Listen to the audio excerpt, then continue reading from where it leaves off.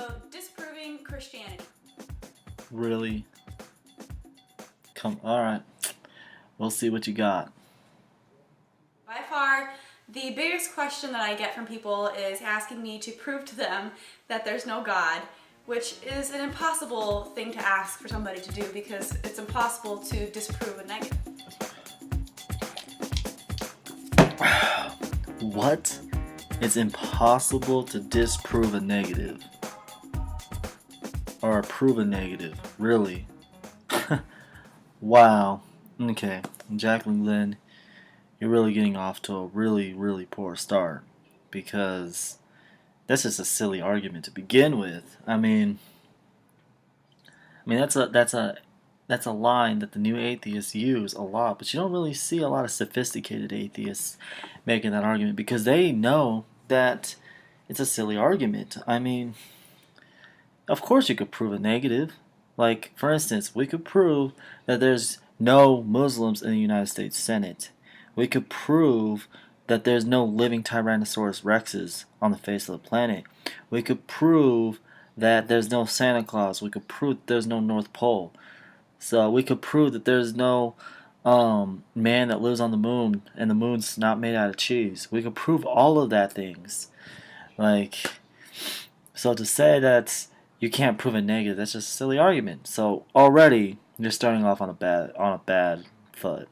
Just like you haven't even started your video yet, and you're already starting off horribly.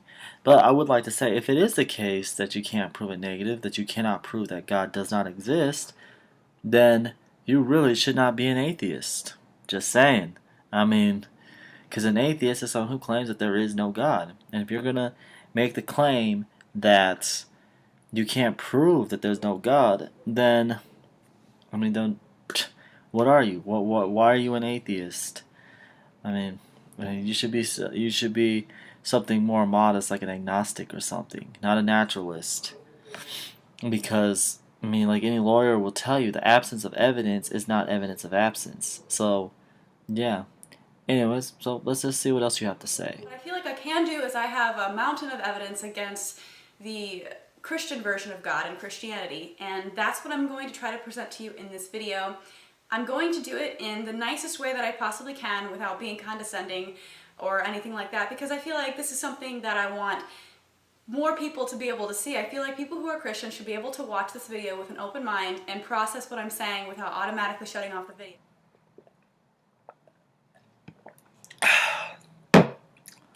Alright, let's hear this mountain of evidence you have against the Christian faith. This ought to be really good. I really want to hear what evidence you have against the Christian faith. You said that, like, here we are already, like, I don't know, probably like 5 minutes or so into the video, and you have yet to say anything. So I'm interested to hear this. And by the way, I do want to say I appreciate you being respectful in this video, because yeah, I've seen your other videos and you're not really respectful, but I appreciate you being respectful in this one.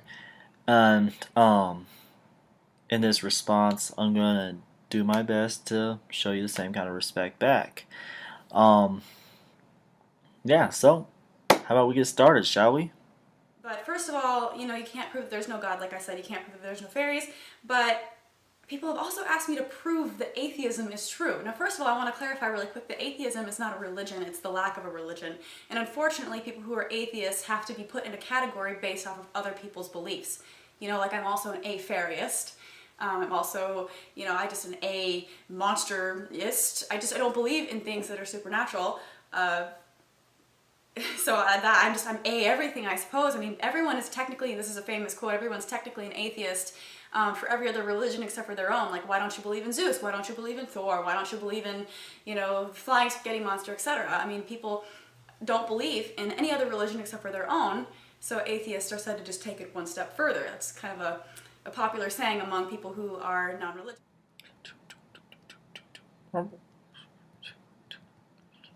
Oh, hey, what's up? Don't mind that.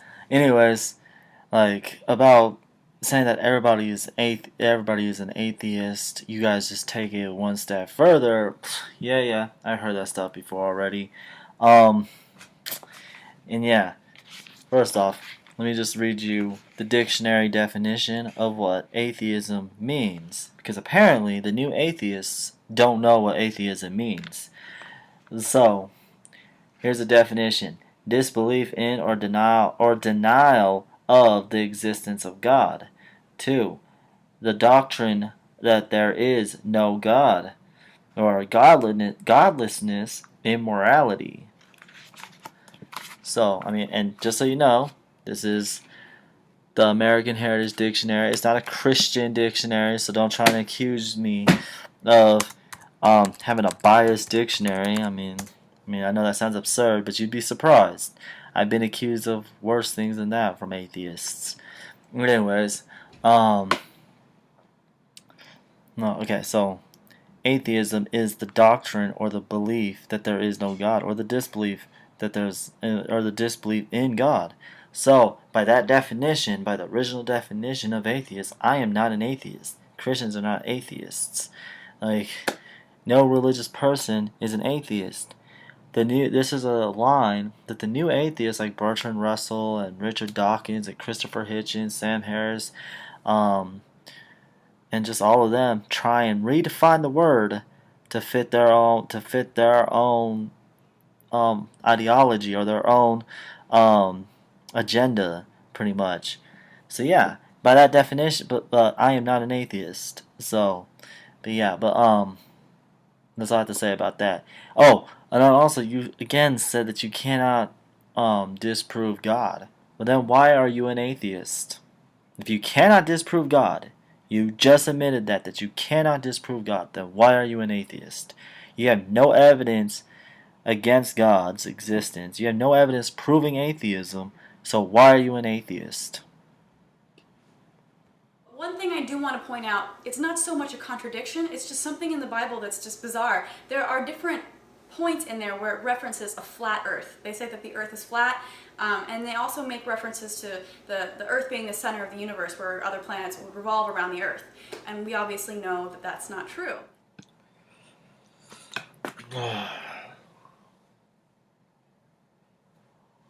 Wow. Really? Okay. First off, like, how should I say this? Okay. Nowhere in the Bible does the Bible say explicitly that the earth is flat, or that the earth revolves around the sun. Like, nowhere does it say that. People back in the medieval times had to read that interpretation into it. Like, nowhere does it say that at all.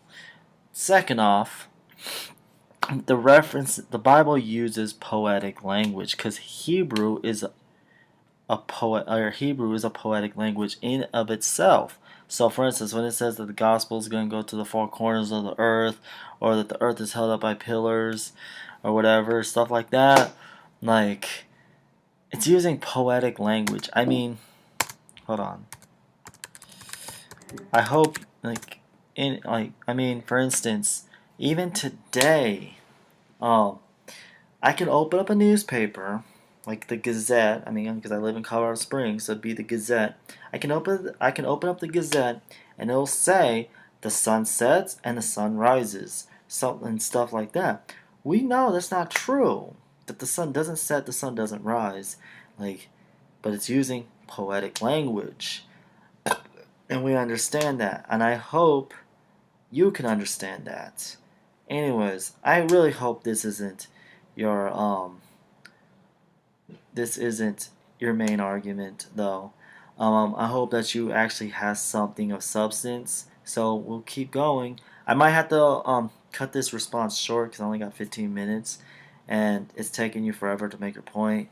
So I might have to make a part 2. But yeah, so shall we continue? If you look at history, there are so many stories, mythological stories, before Jesus, that had almost the same exact storyline that he had. There's stories of several different gods that were born of a virgin, that were human yet divine. Their father was even a carpenter, but their real father was God. They were brought gold, frankincense, and myrrh by wise men on their birthday, December 25th, which is the winter solstice. They all had that in common. They were the Savior, the Messiah, the way, the truth, the light. They brought salvation to people.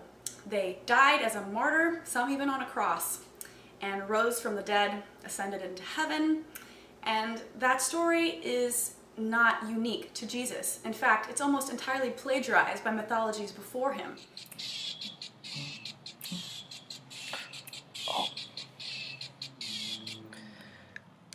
My bad. Like, sorry, I got distracted. Anyways, so the story about Jesus was entirely plagiarized. Right. Okay. I'm not going to insult this girl's intelligence because I'm sure she's pretty smart. She just has not done her homework, and this argument is a perfect evidence that she has not done her homework. She doesn't know what she's talking about. This argument has been debunked centuries ago, and I don't have time to really go into all these pagan mythologies because she used up pretty much all my time. Like, I can only make 15-minute video responses.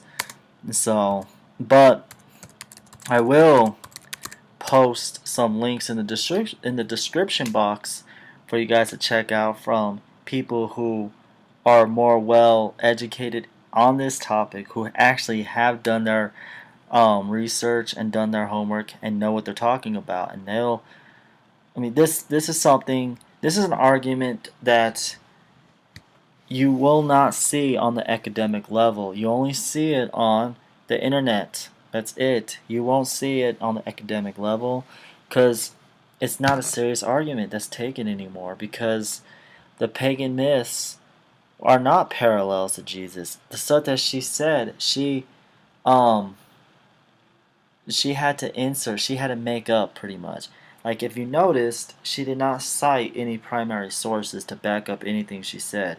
She just said this as if it was ipso facto, like, and you were supposed to just accept it pretty much. And no, like, that's not how academia works. If you make a claim, you back it up. You cite a primary source. I challenge you, Jacklyn Glenn, to cite a primary source. You will not be able to, because there are no primary sources to back this up. I mean, yeah, you could cite people like Richard Dawkins and Bertrand Russell and stuff, like all the new atheists, but again, they're not credible. Like, they have not done their research either. I'm talking about cite true scholars in this who actually know what the hell they're talking about. Like, there are none. They even, like, the most ardent atheistic scholars who actually have studied Greek mythology and studied the history of the Christian church and everything, and studied Jesus and everything, will tell you that the two could not be further apart. I mean, some of the differences, the Greek stories were based around their seasons. The dying and the rising were based around their seasons. Jesus was not. There's plenty of different stories, but yeah, really don't have that much time to go into it, but yeah, I'll be posting the links for you guys to check out in the description box below, because they actually go into more detail than I can right now. Yeah, so I'm kind of disappointed. I thought this was gonna be something worth watching. I was thinking that she was gonna actually present something substantial, but obviously she didn't. She just, I don't know, she just likes to hear herself talk, I guess. But Jacklyn Glenn, I would like to debate you. I really would, if you're up for it. I would like to have an online Google Hangout live debate with you. If you want, hit me up and we could set it up. I can do any time pretty much. Alright. Have a good day. God bless. And deuces. Oh, don't forget to subscribe to me. Everybody that watches this video. Alright. Bye. Riding with my top down, listening to this Jesus. Yeah, David, you can't disprove a negative.